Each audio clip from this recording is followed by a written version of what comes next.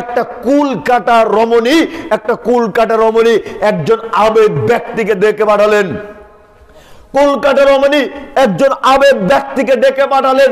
এই আবেগ ব্যক্তিকে যখন ডেকে আনা হলো, এই রমণীটি তাকে বলছে, তুমি আমার সাথে ব্যভিচারে লিপ্ত, নয়তো ওই যে দেখো একটা শিশু বাচ্চা রয়েছে, এই বাচ্চাকে হত্যা করো, নয়তো ওই যে দেখো নেশাদ্রব্য আছে, শরাব আছে, তুমি এই শরাবকে পান করো।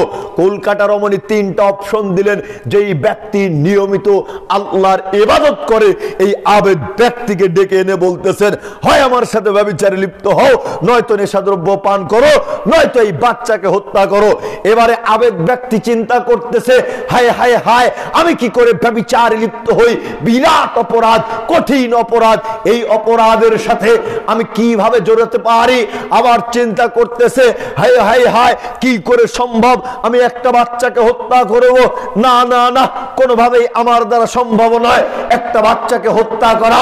এরকম চিন্তা ভাবনা করতে করতে আবেগ ব্যক্তি চিন্তা করলো, যদি নেশাদ্রব্য পান করি তবে আমার একার পাপ হলো, আমি এখান থেকে নেশাদ্রব্য পান করে দূরে সরে চলে যাব, তারপরে নেশাদ্রব্য আমার মধ্যে থেকে বের হয়ে চলে যাবে। এই চিন্তা ভাবনা করে আবেগ ব্যক্তিটি ঢক ঢক করে নেশাদ্রব্য পান করা শুরু করে দিল। এক ঢোক খায়, আবার বলে আমাকে আরো দাও, আবার দেয়া হয়, আবার পান করে, আবার দেয়, আবার পান করে। এমন পান করতে করতে আবেগ ব্যক্তিটি ওই কলকাতা রমণীর সাথে ব্যভিচারে লিপ্ত হয়ে গেল।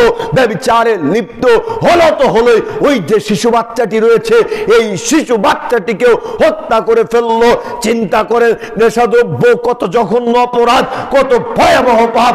ব্যক্তি নেশাদ্রব্য করলে আর হিতাহিত জ্ঞান থাকে না, আর বিবেক বুদ্ধি কাজ করে না। তাই তো নেশাদ্রব্য পান করার পরে আবেগ ব্যক্তির মতন একজন মানুষ ব্যভিচারে লিপ্ত হলো এবং নাবালক শিশুটাকেও হত্যা করে ফেললো। জোরে সরে বলুন নাউজুবিল্লাহ। আর একটু আসতে বলেন নাউজুবিল্লাহ। কত জঘন্য অপরাধ, কত বিরাট অপরাধ। এই প্রসঙ্গ নিয়ে কথা বলবো না, এতটুকু বলতে চাচ্ছি, আল্লাহর নবী বললেন, যে ব্যক্তি নেশাদ্রব্য একবার পান করবে 40 দিন তার সালাত কবুল হবে না। কয়দিন সালাত কবুল হবে না? এরপরে ব্যক্তি যদি তওবা করে ফিরে আসে, আল্লাহ তাআলা তাকে চাইলে ক্ষমা করে দিতে পারেন। ব্যক্তি যদি পুনরায় নেশাদ্রব্য পান করে তবে তার 40 দিনের ইবাদত কবুল হবে না।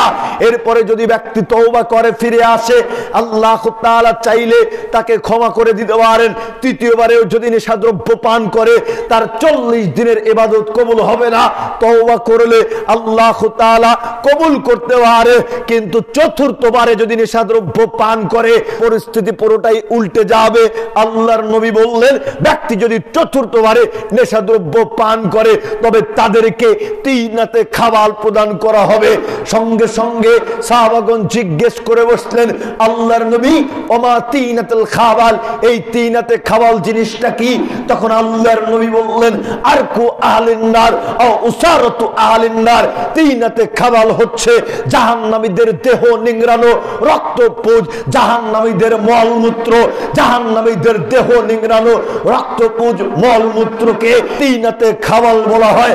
যারা পৃথিবীতে নিয়মিত নেশাদ্রব্য পান করে জীবন যাপন করে, বিচারের কাঠ গড়ায়, এই সমস্ত নেশাদ্রব্য পানকারী জঘন্য ব্যক্তিদেরকে এই তিনাতে খাবাল নামক জাহান্নামীদের মলমূত্রকে জুস বানিয়ে খেতে দেওয়া হবে। জোরে সরে বলুন নাউজুবিল্লাহ।